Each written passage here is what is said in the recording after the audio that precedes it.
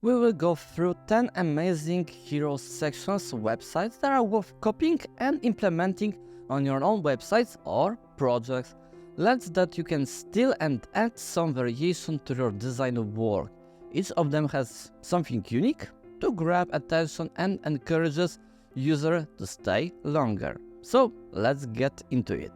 The first hero sections might seem like a typical two-column layout at the first glance, but there are some subtle details that add dips and make it stand out from the usual design.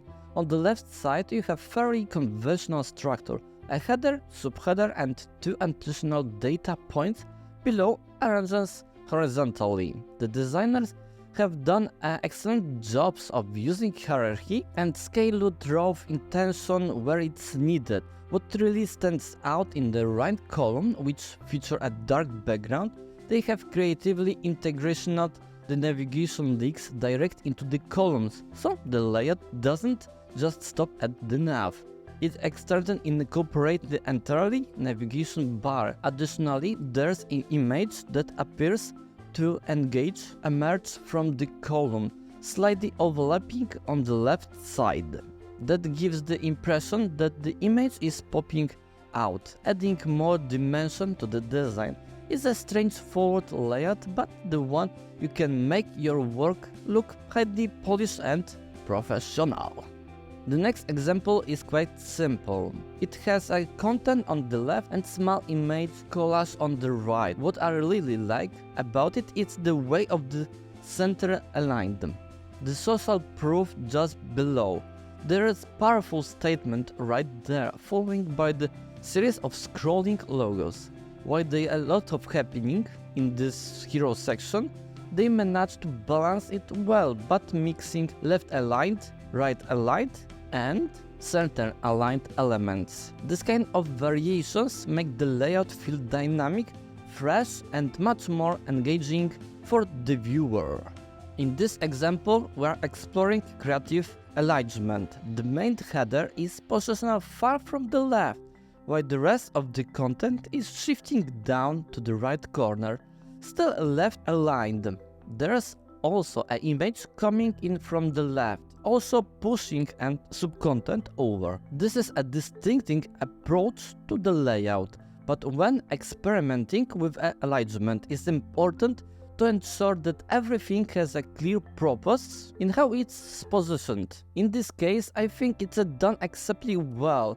I also love the curved lines waving through the content. It really guides the eye downwards. Another standout feature is the inclusion of the couples of faces between the header and subheader, which adds a sense of trust and personal connection. Overall, I am a big fan of this design.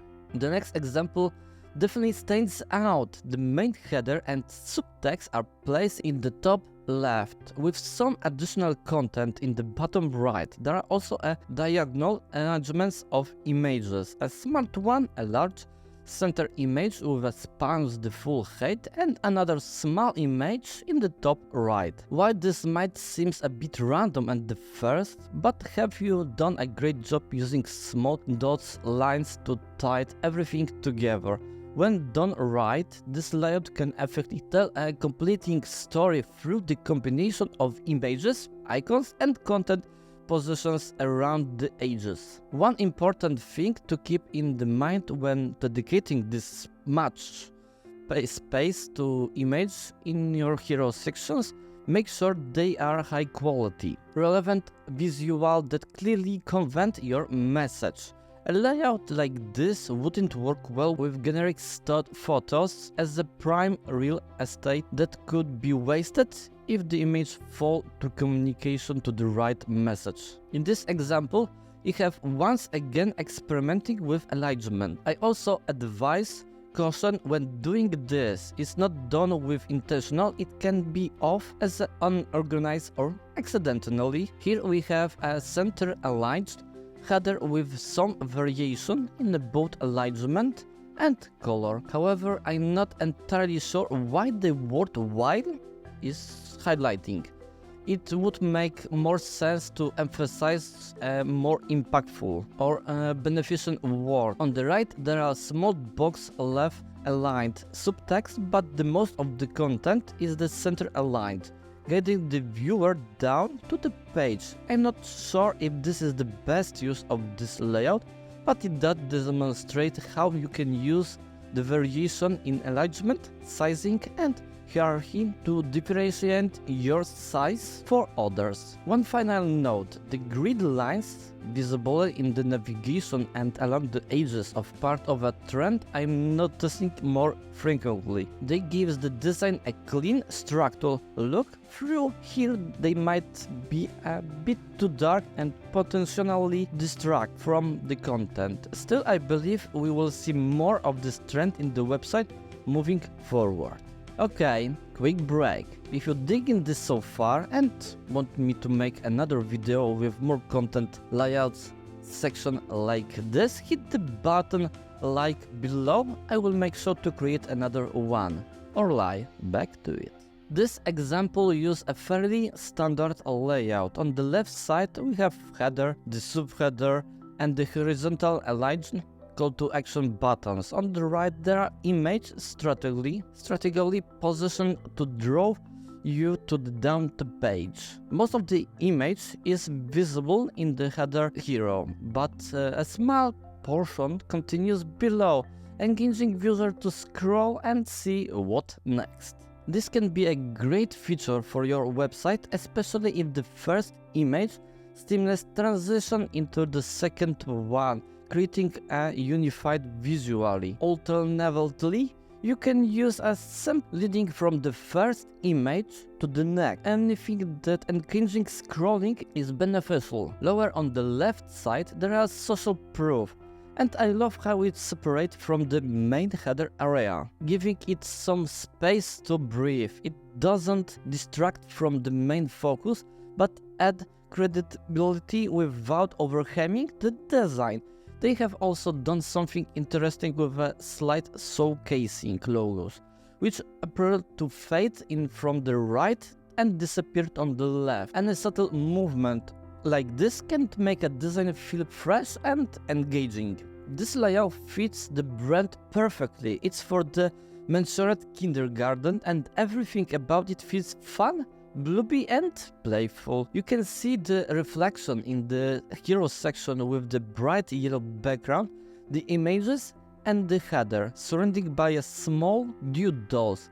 Even the call to action button stands out, not as a boring square, but as a bubble in the brand's strongest color. I am a big fan of the center alignment hero section, especially with the minimal text. When they too much text, center alignment can be harder to read, but in this case with just welcome to Montessori kindergarten, the center alignment draws attention to the middle and encouraging scrolling. Adding a doodle arrow pointing downwards helps guide users to explore more. One thing I would point out is the use of the hamburger menu on the desktop layout, which generally isn't idle. The only time it makes sense if it's you're trying to discouraging user from the navigation away, like on a sales or landing page.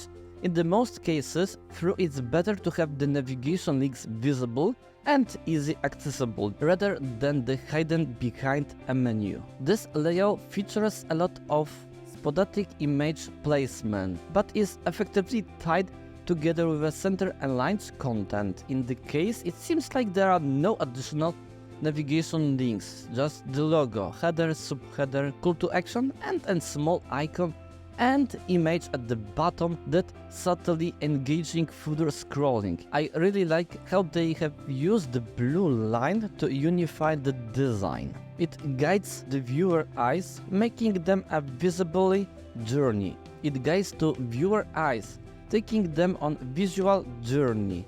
You start by reading the header, then float the line to image, which disappears below, prompting you to scroll down and see what next. The reason I choose this example is because it makes great use of the image space on the right, not just for a simple picture, but the visual explanation of process and how something works. Here we have include logos that guides you through the brand, then a flow of a word to show the final result.